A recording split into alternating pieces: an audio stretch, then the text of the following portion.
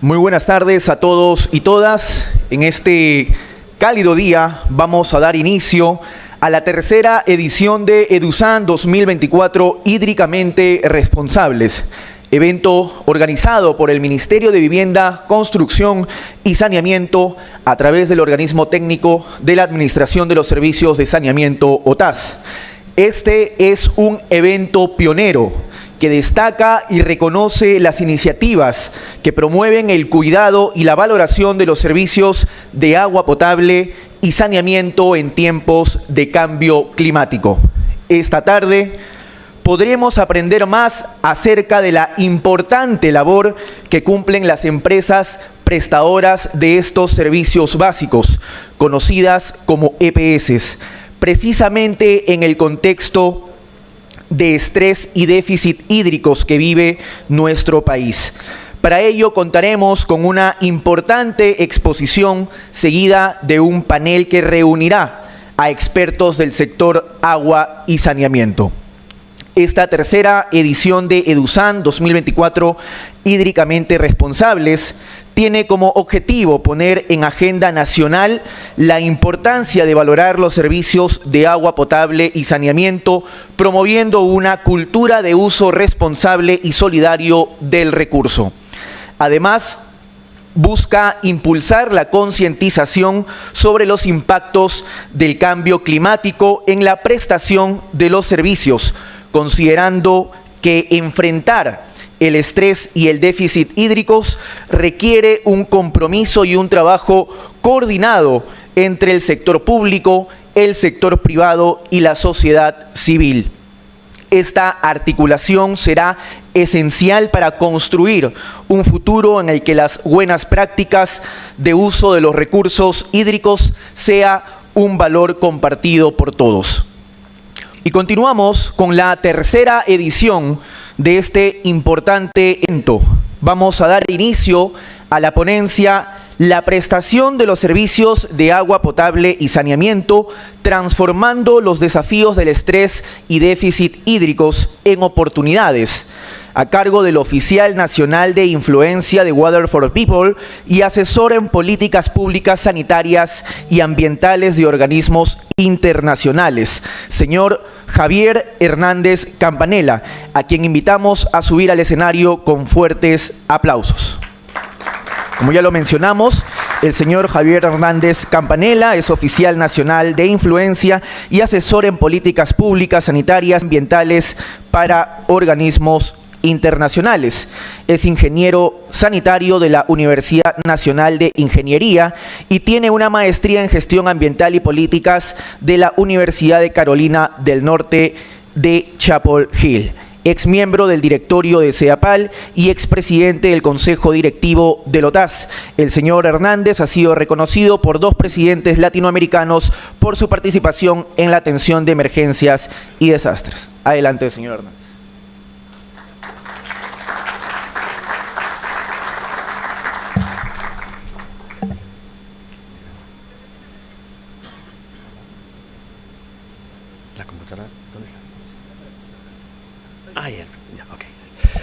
Muy buenas tardes, tengan todos ustedes. Quiero agradecer la amable invitación de parte de OTAS, de justamente participar en este EDUSAN a través de la presente ponencia.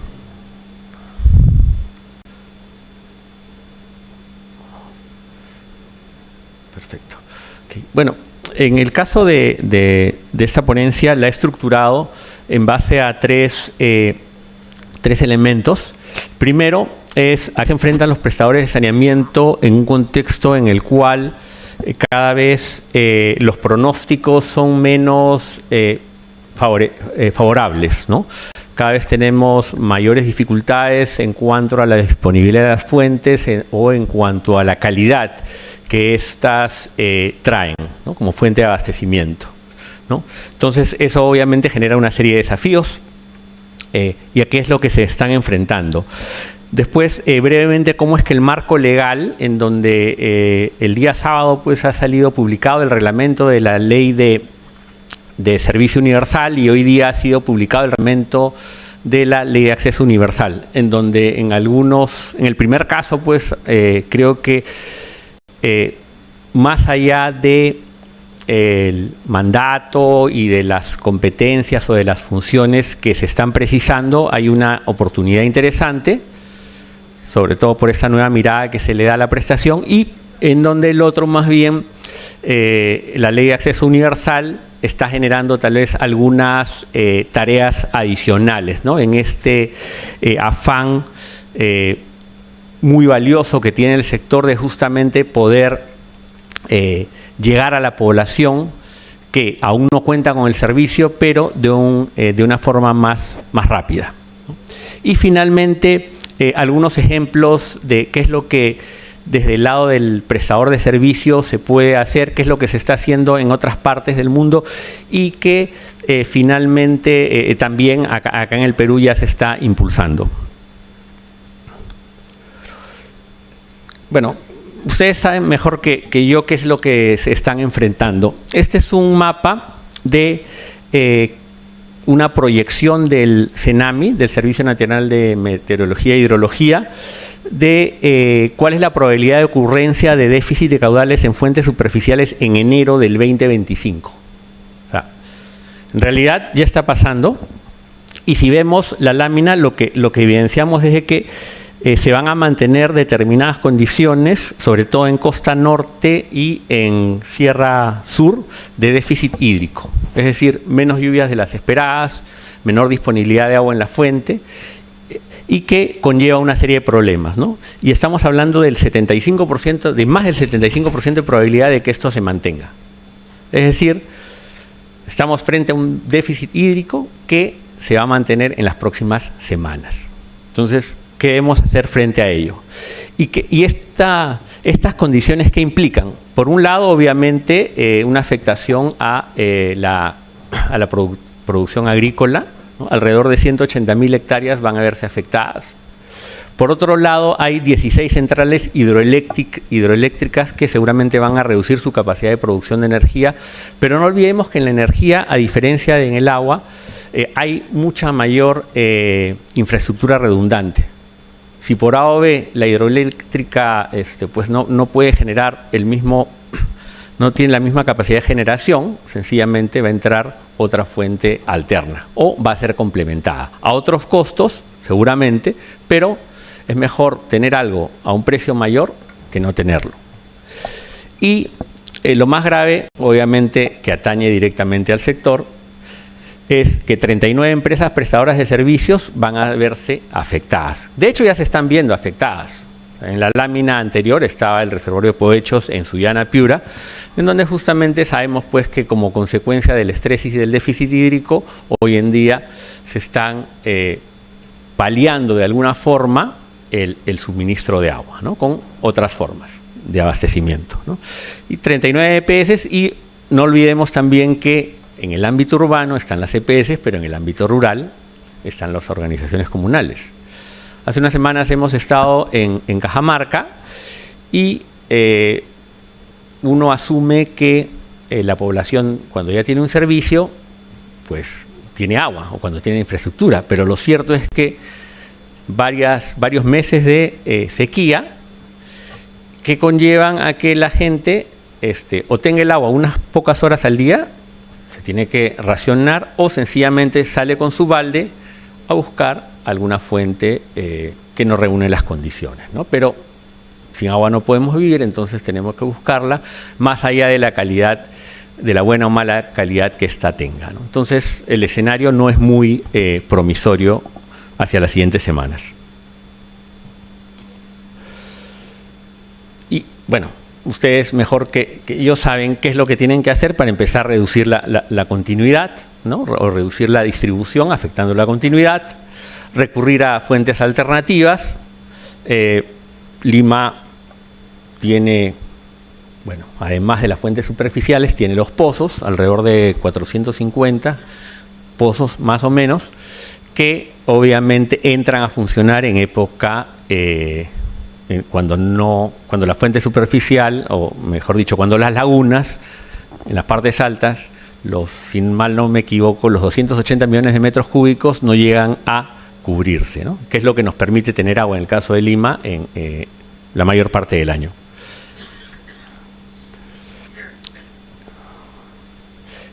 Posibles fallas en los sistemas de tratamiento. Definitivamente si tenemos menor producción, menor disponibilidad de agua y si esta tiene algunos problemas de calidad, van a verse afectados, lo que conlleva a enfrentar riesgos en la calidad del agua. Cuando uno suspende el servicio, y probablemente no se ve se vea si es que tenemos servicio discontinuo, pero normalmente el agua, se aprecia de que la primera llegada de agua no tiene la misma calidad y finalmente es porque, como consecuencia de arrastrar todo aquello que quedó, ¿no? Entonces tenemos problemas de calidad también.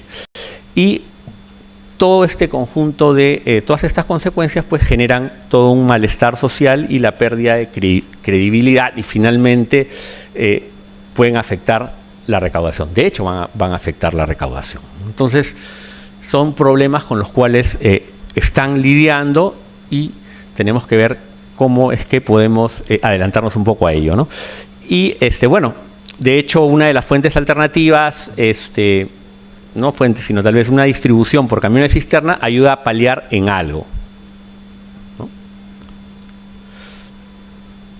Mencionaba la ley del servicio universal, que tiene algunos principios que los he rescatado porque yo creo que es importante cuando nosotros vemos el marco legal, y es algo que siempre uno en la gestión pública, finalmente uno tiene un marco legal en el cual se desenvuelve, tienes que buscar todo aquello que puedes utilizarlo a tu favor. Y aquí he encontrado algunos elementos, no he tenido oportunidad todavía de revisar el reglamento, pero obviamente se condice con la ley y están los principios sobre sostenibilidad ambiental, economía circular y confiabilidad. Y el de confiabilidad es particularmente relevante porque habla de generar o de contar con fuentes redundantes o de contingencia. Es decir, si nosotros hacemos, por ejemplo, una comparación entre Perú y los países de la región en términos de almacenamiento de agua para diversos usos,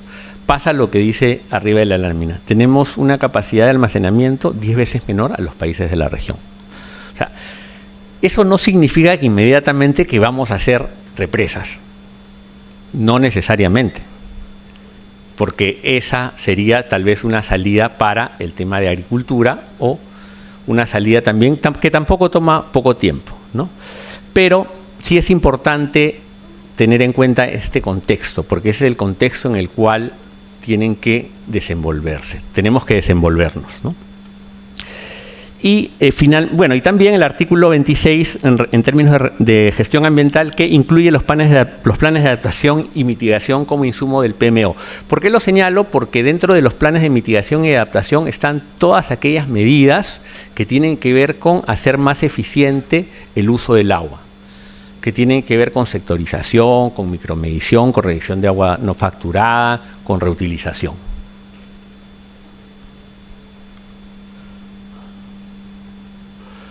Y aquí yo quiero señalar dos ejemplos de qué es lo que podemos hacer justamente para poder mejorar la disponibilidad, la calidad, almacenar agua de una forma un poco diferente a la que normalmente estamos acostumbrados.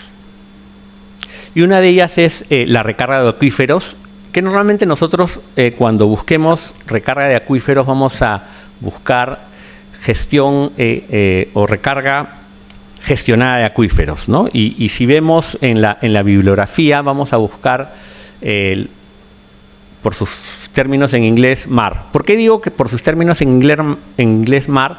Porque hay algunos documentos y un documento en particular de UNESCO que indica que, por ejemplo, la recarga de acuíferos ha hecho un estudio de casos ha hecho un estudio de 28 casos en todo el mundo y en donde indica que la recarga de acuíferos es una alternativa que cuesta el 50% de lo que implicaría, por metro cúbico, de lo que implicaría almacenar y contar con agua en cualquier momento frente a una alternativa convencional, ¿no? Entonces, ¿qué cosa es la recarga de acuíferos? Básicamente es utilizar los acuíferos como espacios de almacenamiento del agua para su posterior extracción o buscando algún beneficio ambiental. O sea, esta es una vista de la cuenca media del río Lurín, en donde hay justamente voy a mostrar los resultados de un proyecto piloto de CEAPAL, y que ¿qué es lo que ha hecho? Básicamente ha estudiado la hidrología, la hidrogeología, y que ha hecho algunas pruebas de infiltración en el terreno y de recuperación del agua que permitirían ir hacia una escala mayor, ¿no? Pero lo interesante acá de la recarga de acuíferos es de que podemos utilizar el subsuelo debidamente estudiado, introducir determinado volumen o caudal de agua, obviamente con cierta calidad, porque tampoco queremos contaminar el acuífero, y recuperarlo, sea en época de estiaje o sea inmediatamente, ¿no? Además, por ejemplo, en zonas costeras la recarga de acuífero se ha utilizado también para recuperar algunos pozos que se estaban perdiendo por intrusión marina. Entonces, creo que es un ejemplo interesante, y después también voy a ir con otro ejemplo. Este es el caso de un proyecto piloto llevado adelante por CEAPAL con la asistencia técnica del Ministerio de Ambiente de Alemania, ¿no? Y que durante 2 años que ha durado el piloto, bueno, están prácticamente terminando, lo que ha hecho es, por un lado, bueno, está ubicado, algunas características está ubicado en una planta de tratamiento de aguas residuales, que es la de Cieneguilla, que está en la cuenca media, y aquí ¿en qué ha consistido? En infiltrar parte del efluente de la Petar a través de 3 pozas, ¿no? 3 pozas de 15 metros cuadrados cada una, previo tratamiento adicional. Es decir, esta es una planta de tratamiento que tiene tratamiento terciario, ¿no?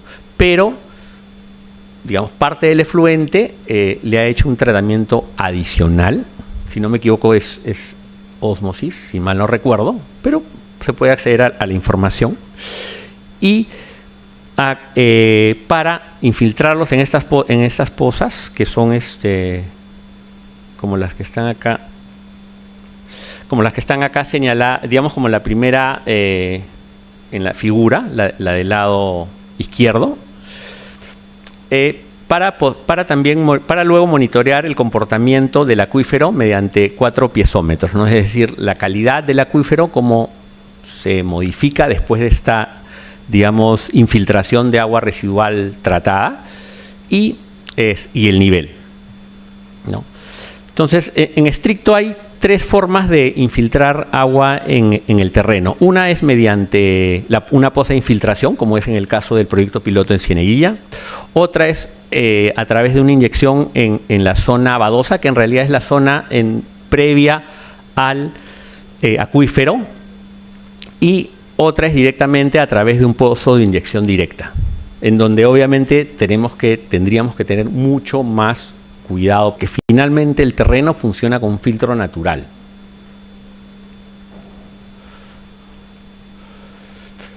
Ahora, ¿qué resulta? Esta es una vista de las pozas. En realidad se construyeron estas 3 pozas de 3 por 5 metros, tienen grava al fondo, y allí vemos una tubería que sale justamente es parte del efluente de la Petar, el cual ha recibido un tratamiento adicional, ¿no? Y allí, como digamos, se va depositando, ¿no? Pero lo más relevante son los resultados. Se ha encontrado que el suelo tiene una capacidad de infiltración de 3 litros por segundo en 45 metros cuadrados por 24 horas. Y este dato obviamente aplica para, digamos, estamos hablando de la cuenca media del río Lurín, pero creo que es interesante porque eso nos podría dar una idea. ¿Y qué pasa si infiltramos más? Porque finalmente este es un piloto de 3 litros por segundo, pero de pronto quisiéramos infiltrar 60, 80 o 100 para poder recuperar esos mismos 100, sin necesidad de estar afectando, digamos, o depletando el acuífero. Hay una capacidad depurativa microbiológica del suelo, hay remoción de coliformes y rotavirus, como señalé, el suelo actúa como un filtro. ¿No? Hay algunas variaciones en la conductividad eléctrica, se evidencia que el agua infiltrada llega al acuífero. O sea, en estricto es como que, no sé, pues pongo agua en el lado A y la recupero en el lado B, y es en automático. Obviamente, hay una serie de estudios hidrogeológicos, hay un modelo numérico y matemático que permite justamente a partir de ese modelo y con base a estos resultados hacer una proyección. Porque esta zona del sur de Lima, que es Pachacámac, en realidad como parte de al igual que las periferias de las ciudades, ha ido creciendo sin planificación. Ahora hay mucha gente a la cual tenemos que darle el servicio, ¿no? y es parte de la brecha, y es parte de la carga que como EPS hay que ir resolviendo. Esa parte de la carga que, bueno, iba a decir que nos cobran, pero eso era cuando estaba en Otazo, en CEAPAL, ya no me cobran eso. Pero a lo que voy es la ocupación ilegal e informal del suelo, pues termina afectando a la EPS, cuando es un tema más del municipio. Pero esa es otra discusión. Entonces, ese modelo digamos, que se ha desarrollado permitiría esto justamente, o sea, el tener una fuente alternativa. ¿Por qué? Porque, como señalaba, Lurín, Pachacámac, o va a llegar agua del ramal sur a través de obras de cabecera, que es un proyecto que tiene muchísimo tiempo. Si no me equivoco, tiene, desde que se empezó a plantear, tiene un poco más de 20 o 30 años. Se llamaba Marca 2 en ese entonces. Y hasta que llegue, bueno, va a seguir tomando todavía un poco más de tiempo, pero podríamos tener una salida con esto, sin necesidad de esperar tantos años. Entonces, esta es una alternativa interesante, ya tiene resultados, hay todo un reporte. En la presentación, en donde están los comentarios, está toda la información y todos los links que, digamos, he podido incluir para que puedan revisar, en tanto haya interés de profundizar sobre estos temas, ¿no? Este es un proyecto piloto, ¿no? Y esta es otra alternativa, que es recarga artificial inducida, también en el río Lurín, ¿no? Es un perfil que ha desarrollado CEAPAL, pero que está basado en la experiencia de las pantallas que hace más de 20 años instaló también CEAPAL en el lecho del río Rímac. O sea, también de esto hay evidencia de resultados. Y que lo que hace es retienen, digamos, esos muros. En realidad este es un esquema, los muros tienen otra configuración, tienen forma trapezoidal, obviamente en la parte baja son mucho más anchos que en la parte alta para justamente poder aguantar las avenidas.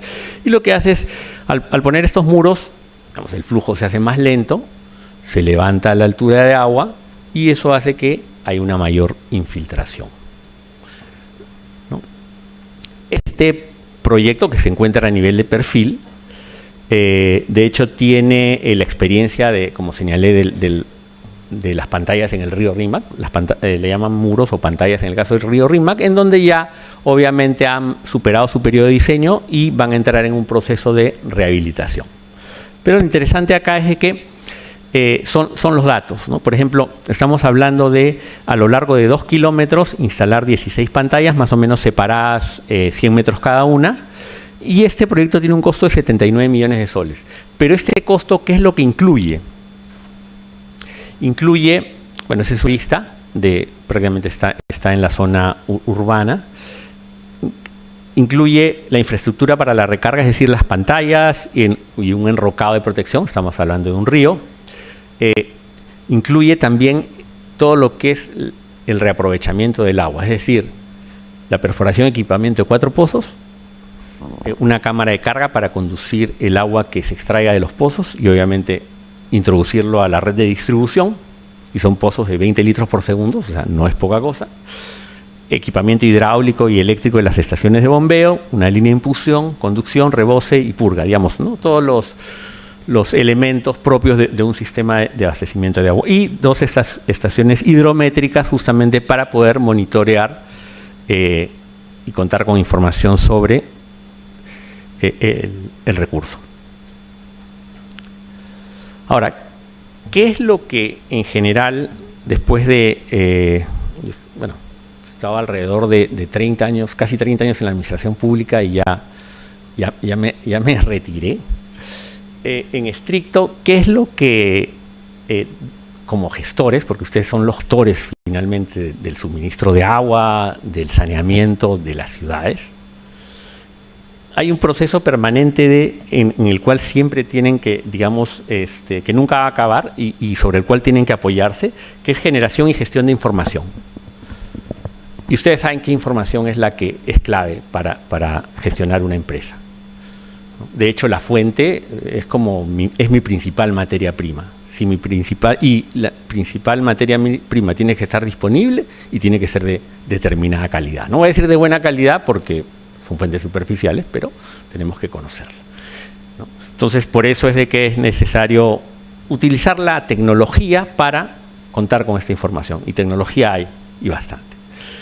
Hay un tema de comunicación de riesgo. Conversaba con el director ejecutivo hace unos minutos y me dice de que probablemente la información que salió en el caso de Piura, ¿no? En donde pues, se está atendiendo una emergencia de déficit hídrico, tal vez no fue la más indicada, en términos de que el reservorio tenía suficiente agua, pero bueno, sabemos pues que finalmente no fue así, ¿no?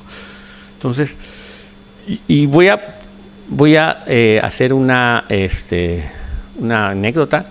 Voy a comentar una anécdota. Recuerdo que hace como 30 años monitoreábamos en Salud Ambiendigesa la calidad del agua de las playas.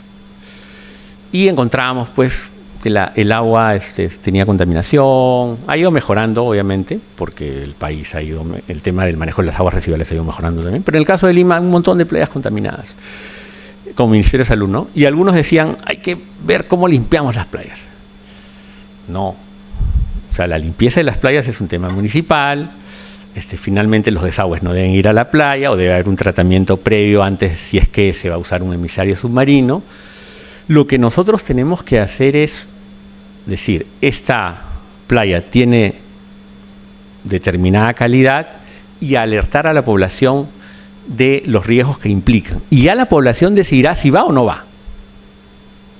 Entonces, si la población sabe, sin alarmar, o sea, pero yo creo que tampoco muchas veces nos cargamos el ataúd encima y pensamos que vamos a poder manejarlo. O sea, yo creo que la transparencia de la información es clave, los mensajes, el cómo lo dices es mucho más clave todavía, y a eso le llamamos comunicación, gestión y comunicación de riesgos. Innovación. En estricto, si uno revisa y ve toda la tecnología disponible que hay en el mundo, bueno, no vamos a poder verla toda, pero ¿qué tecnología se usa en otros países? Algunos me dirán, sí, pero no es adaptable. Eso en realidad hay que analizarlo caso por caso, pero hay tanta tecnología disponible y a un costo tan accesible que no debería haber personas sin acceso al servicio de agua. Bueno, el saneamiento es más caro, más complejo, que no debería haber personas sin acceso al agua de buena calidad. Y eso es básicamente innovar. Y con innovar no digo que nos pongamos a hacer experimentos para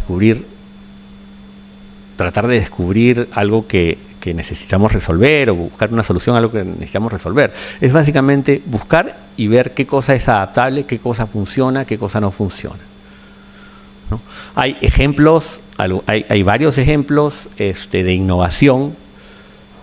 Voy a mencionar un par, un tema de cómo resolvió el Ministerio de Vivienda el tema del arsénico en las zonas rurales con unos filtros domiciliarios en donde solamente trataba el agua para consumo humano. Porque si queremos tratar todo el agua, por un lado, no necesitamos que para bañarnos o para lavar la ropa que el agua no tenga arsénico, y por otro lado, saldría muy caro y no sería sostenible, ¿no? Entonces, de igual forma hay sistemas que sin ir de pronto a una ósmosis o a una destilación, que sabemos que no son manejables por sus costos de operación, pueden resolvernos determinados problemas de calidad del agua, como los nitratos, por ejemplo, ¿no? Y adaptar, o sea, revisar, ver, contrastar. No es lo mismo leer un brochure o una información, un folleto de comercial, que leer lo que dice la universidad respecto de esa misma tecnología, ¿no? Entonces, yo creo que este ejercicio es válido, es permanente, como parte de la gestión que ustedes realizan, ¿no? Y bueno, creo que con eso terminamos la presentación. Muchas gracias.